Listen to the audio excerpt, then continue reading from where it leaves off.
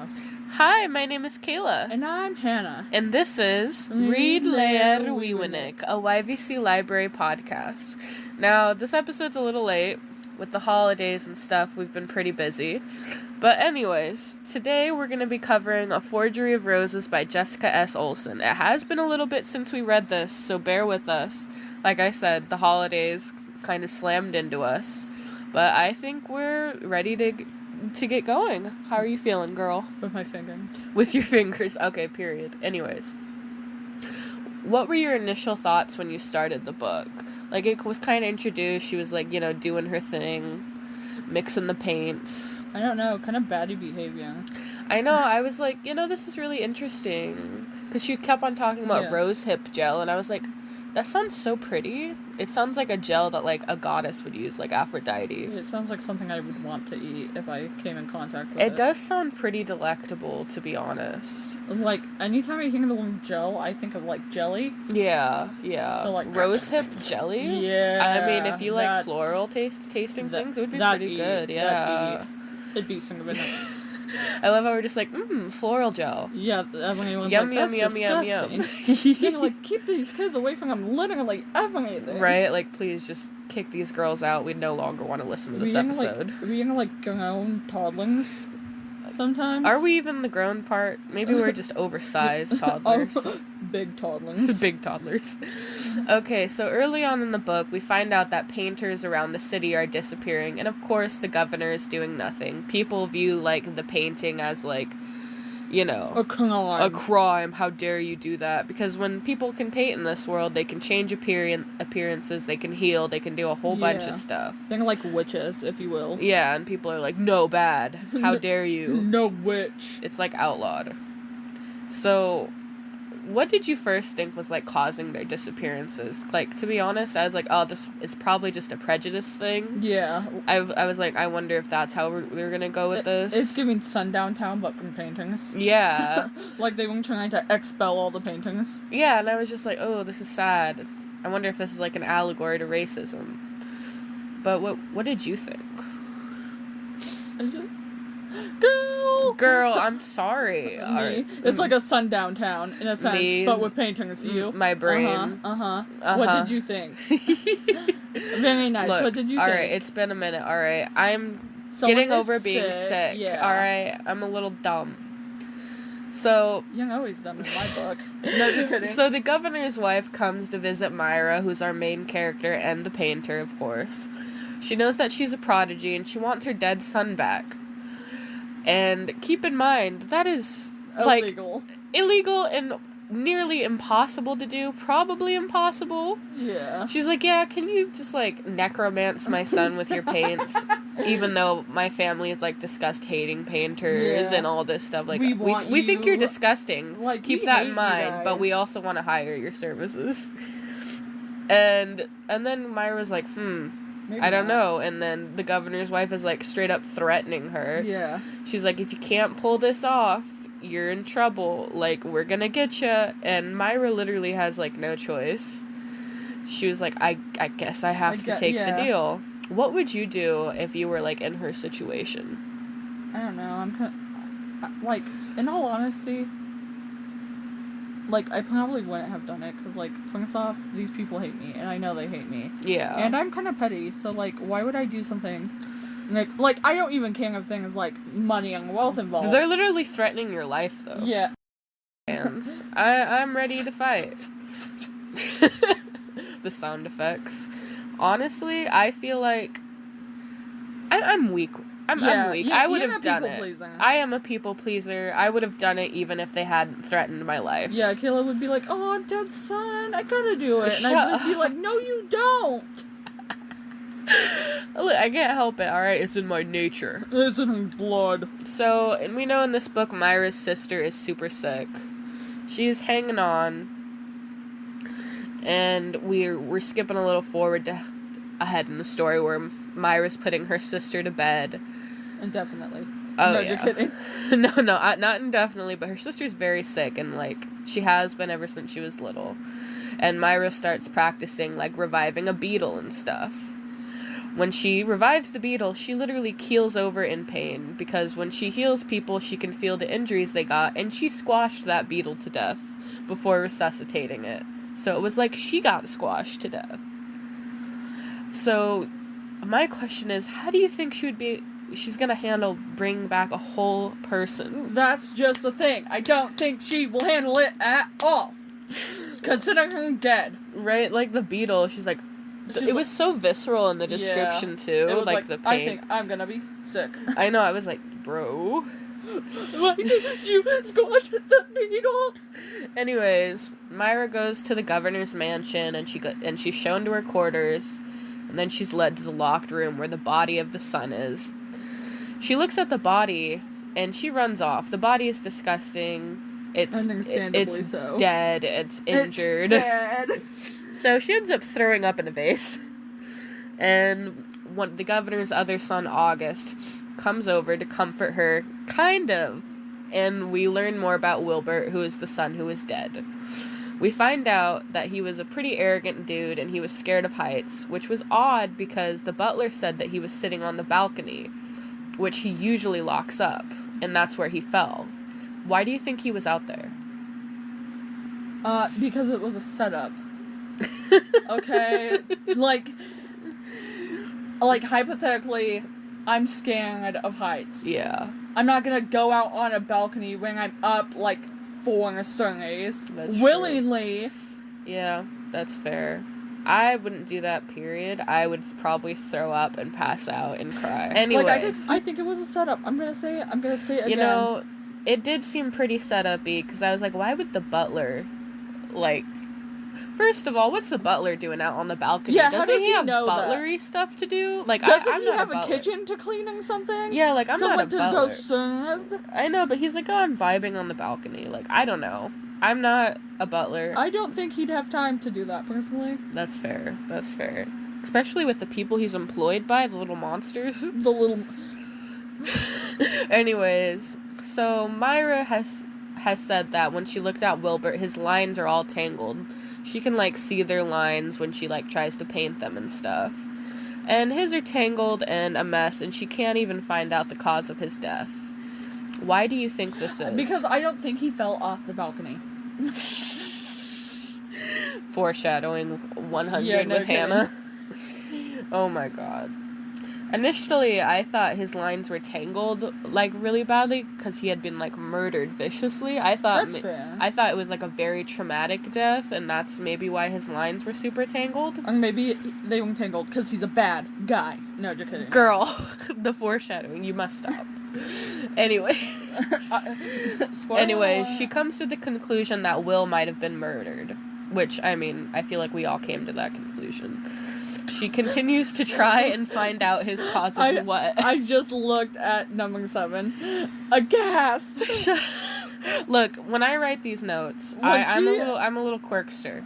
Alright, I like to have fun with it. If you met Kayla in real life, you would not think, oh my god, when she's typing out these questions, she's going, oh my god, he might have been murdered. Aghast! Yeah, no, I literally typed that in our show notes. She typed that out and she's like, this is This is so good. This is serving. Anyway, she's trying to find out the cause of death. She can't, and time is running out.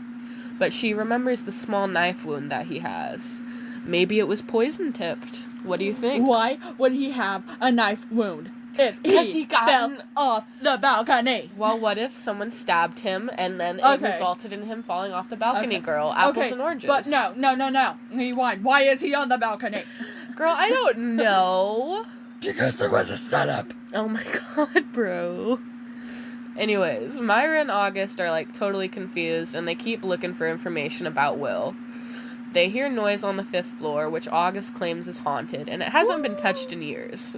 And of course, they're terrified. They go up there to investigate and find horrific paintings of, deformed and dead people. It's real eerie, real gross. Kind of icky, ew. Who do you think's responsible for this? Probably, honestly, Will.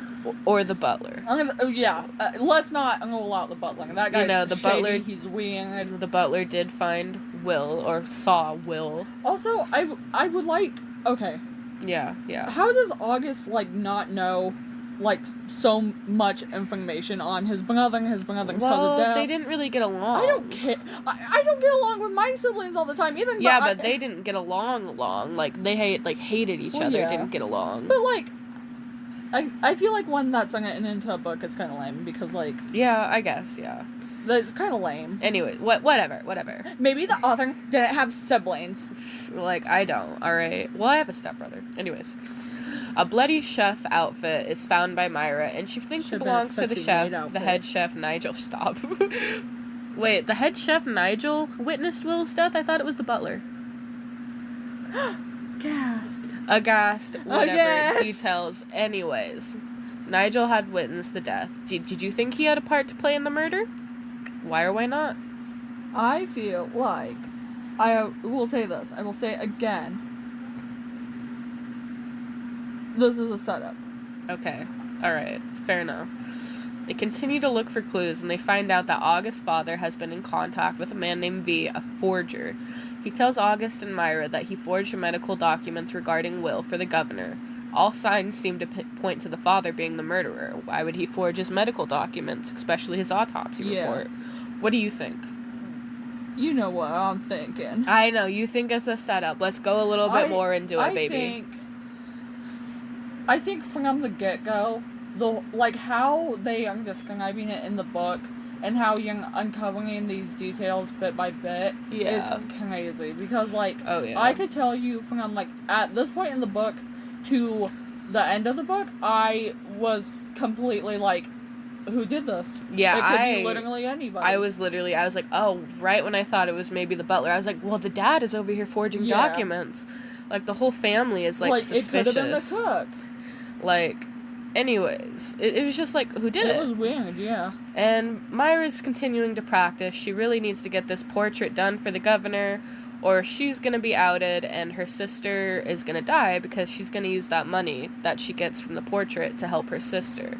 So she ends up needing more of that rose hip gel that we were talking to, and she goes to her employer, Elsie. She worked at her studio, only to find her dying on the floor. Elsie tells her to run, that the same person who killed Will is after her. Before Elsie can reveal the identity, she passes on. Myra now thinks that the governor couldn't have killed Elsie unless he hired someone to do it. The plot thickens. Who did you think the murderer was at this point in the book? I mean, I definitely think the governor at that point had something to do with it. Yeah. Because this whole family is just weird. Yeah, for sure. I was like, why would they kill their own son, and then why would the mother also hire someone to fix it? But then I also had that big thought of, what if the mom did genuinely think it was an accident? Yeah, I get that. Anyways, once she gets back to the mansion, she's literally thrown out by the family, who found letters missing and they found the paintings. August doesn't defend her at all. He only quietly asks if they could not call the police. She's sent back out into a winter storm, and almost passes out in the cold. August, our other main character, just let her go out into the cold, into the storm. Because he is a boy. He is kind of a mess, but we know he struggles with anxiety, so we'll give him that. V, the forger, finds her and convinces her to let him take her home. He then reveals that he knew she wasn't the daughter of the Duke, and that he admires her mother's work. Okay. She lied to him, covering all that junk. She didn't want to give up her identity. Anyways, he offers her a job, because he wants a portrait or something, because he admires Myra's mother's work. She accepts, she goes home, and tells Lucy everything. They fall asleep. The next morning, she leaves for V's. She continues to paint him for several days, and he sends her home with food and sweets for her sister. Do you think he has any hidden motivation? He also asked her to go to an event with him. I honestly think it could have been something there. What if they were kissing, low-key? Yeah, it could have been, but unfortunately we know how it ends. Yeah. I was like, oh, this is so cute. Maybe he can take care of them. Romance in the side? Yeah. And they get to the event, and Myra finds out that it's literally thrown by the governor's family. V didn't say anything about that. And she talks to August. They clear stuff up, and when she's on the way home in the carriage, she gets attacked. V helps her, swoops in like a hero, somehow, knowing that she's in danger, and helps her home. He tries to kiss her, and she rejects him. When she gets home, her sister Lucy is worse, and she lost the money that she got from August when she was attacked, which she really needed to get her sister some medical help. So Myra's freaking out, and she gets her babysitter, Ava, to, like, look after Lucy while she tries to figure things out, and Ava thinks something ruptured, and that's what made her sister worse. And her sister just seems to go downhill from there. Myra's freaking out. Ava leaves, and her breathing is, like, a mess. Anyways, she then comes to realization she saw black lines on Will's shirt and on August's fingers. She thinks he could be a prodigy, because there was black paint on the paintings that they saw earlier with all, like, the messed up bodies. It was the icky paintings. It was a big mess.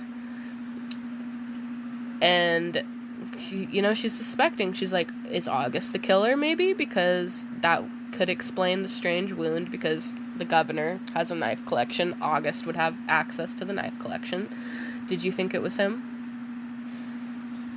I think I did, because, like, I struggled to like August's character throughout the whole book. I think it's just because, like, he was kind of cowardly in the beginning of the book, and he didn't really stand up for her. Yeah. But we know it's because he has pretty severe anxieties. So we have to, like, take that into account. But yeah, he didn't seem like the best kind of character when we first was introduced to him. He seems like a killing. Yeah, he seems a little suspicious. So Myra runs back to the mansion to confront August. She talks to him, and he's like, no, I didn't do it. You're nuts. She tells him about Lucy's situation because she needs the help. If she's not going to get the money, she needs someone to help her get into the hospital. And he agrees to get her to the hospital. Before they leave, Nigel comes in, stops them, and threatens them. Don't know why, but he ends up knocking out August, and Myra gets chloroformed. Yeah. We also find out that Nigel thinks all the Harrises do is take and take. Clearly murderer-esque. Very suspicious. It's son of an August. It's a mess. You think Nigel committed the murder? I do. Oh my god, my dog is just squeaking her toy next to the doors. Yeah. She's just being a little cutie pants. Yeah, she's not sorry about the squeakies, guys. She's, like, outside of the room. But she demands to come in. She demands the squeaks. Anyways, Myra wakes up, and it's V, of course, who knocked her out. He's a prodigy. Who would have thought? He then tells Myra about his relationship with this girl named Ameline and how he lost their baby because he hadn't left in time for the hospital. It was this big traumatic thing. He needs Myra to help him paint his son Silas back to life. We have no confirmation at this point if he's the murderer, but when Myra expresses that she doesn't think she can help, he goes completely nuts and tells her to hold still. They fight, and it's revealed that he's the bad guy. He killed her mother for not helping him and extracted her prodigy magic by painting her. Then he killed her father when he found out. It's also revealed he's behind all of the prodigy murders because he wanted their power. Finally, it's revealed that Vincent, or V, is actually Wilbert, the guy who they were trying to reanimate the entire time. He learned how to change his appearance through his prodigy magic. The body that they found was Nigel's, the cook. So when Nigel attacked them, it was actually Wilbert disguised as Nigel. What did you think when that was revealed? I think...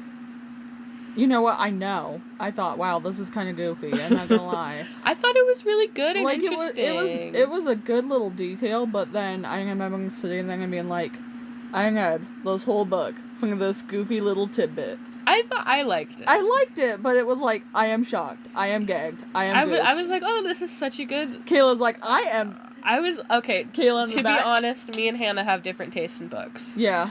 Like, and I usually pick the books that we cover. So, there's that. Anyways, moving on. Everything is revealed. August's parents find out everything, and Will gets sent to this containment center. Wondering why. Myra was bleeding out because, well, Will decided to cut her up. He got try to get some of that prodigy magic, and she fainted and woke up in the hospital. Her sister Lucy's also in the hospital, and they found out what was wrong with her. And the hospital bills are being paid on the governor's dime. So Myra doesn't. I wonder Myra why. doesn't say anything about it. She ends up getting her money, and August says he wants to be with her, and he's sorry for everything that he's done, like leaving her out in the winter storm where she almost passed out and died from the cold because he was too cowardly to speak up for her. Anyways, I'm sorry. I'm not trying to attack August. I'm not trying to attack him. If my phone goes off one more time, I might scream. I am so sorry. Anyways, she gets paid. Myra and August make up. They're doing good. Lucy finally wakes up. She's feeling better, but she will have to live with the condition for the rest of her life. The book ends. What'd you think of it? What would you rate it? And who was your favorite character? First off, no words, and I mean my check. That was the whole vibe, especially at the end of the book, being she's in the hospital, the bills are being paid, lend me my check. Right. Wilbur almost killed me. I feel like she got compensated plenty, but I feel like should have got compensated more. If it more. were me, I would have ran my mouth. I know, I would have been my mouth. Yeah, maybe you could throw in another million or something. Yeah, no kidding. You, my check, your please. son almost murdered me and my sister. And he killed my mom and my dad. And a bunch of other people. He is a bad guy. How would you rate the book on a scale of 1 to 10? An 8. I'll give it a 9. I really enjoyed this book. I read it very quickly. Who is your favorite character? Wilbur. No, just August, no. Nigel. My favorite character was Lucy, the sister. She was just so cute, this nerdy little girl who liked studying frogs and stuff. Until she lived. She lived. She got her medical expenses paid. Good for her. Love her. Yeah, overall, I really enjoyed the book. What are you doing? I kind of smell like bro. Anyways, I really enjoyed the book. It was good, and I think that's it. Yeah. Overall, there's a couple of things that I would change in the book, but like I said, I'm not the author, and we go through this every time. Not everything is going to be exactly how you want it, but I really enjoyed the book. Hannah liked it, and we're happy to be back to talk to you guys. It has been a while. Hannah wasn't here last episode. I was with Sam. He will appear in some other episodes. We might switch off sometimes. But anyways, I think this is a good time to end the episode, so goodbye. We love you. Lots of love. Hello. Happy holidays. Remember to register to vote, and we'll see you in the next one. Maybe. Bye.